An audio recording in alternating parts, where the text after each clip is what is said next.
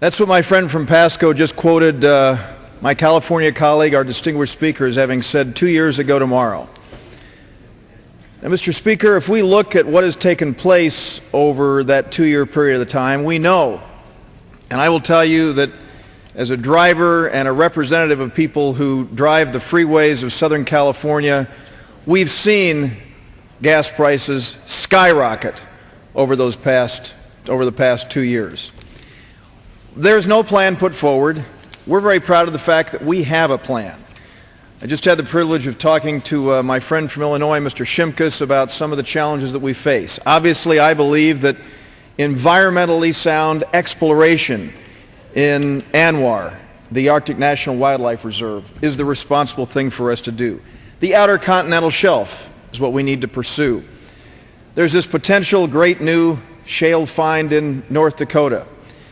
And then one of the interesting things that Mr. Shimkus and I were just discussing is the fact that it, of course, has been 3 decades since we have seen the construction of any new refinery in this country, and, of course, 3 decades since we have seen the construction of any nuclear power facility. We all know that nuclear power is the cleanest, safest, most cost-effective energy source around.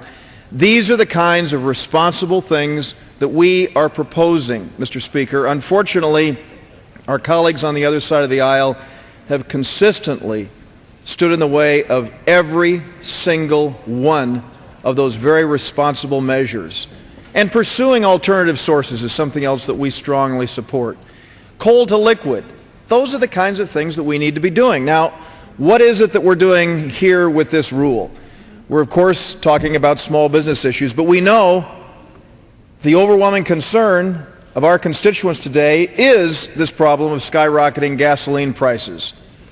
So when we move to defeat the previous question, Mr. Hastings, my friend from Pasco, is going to seek to offer an amendment to this rule. The amendment will simply say that any member who has a proposal that will deal with providing a common sense plan to address the problem of skyrocketing gas prices will be able to offer that amendment here on the House floor.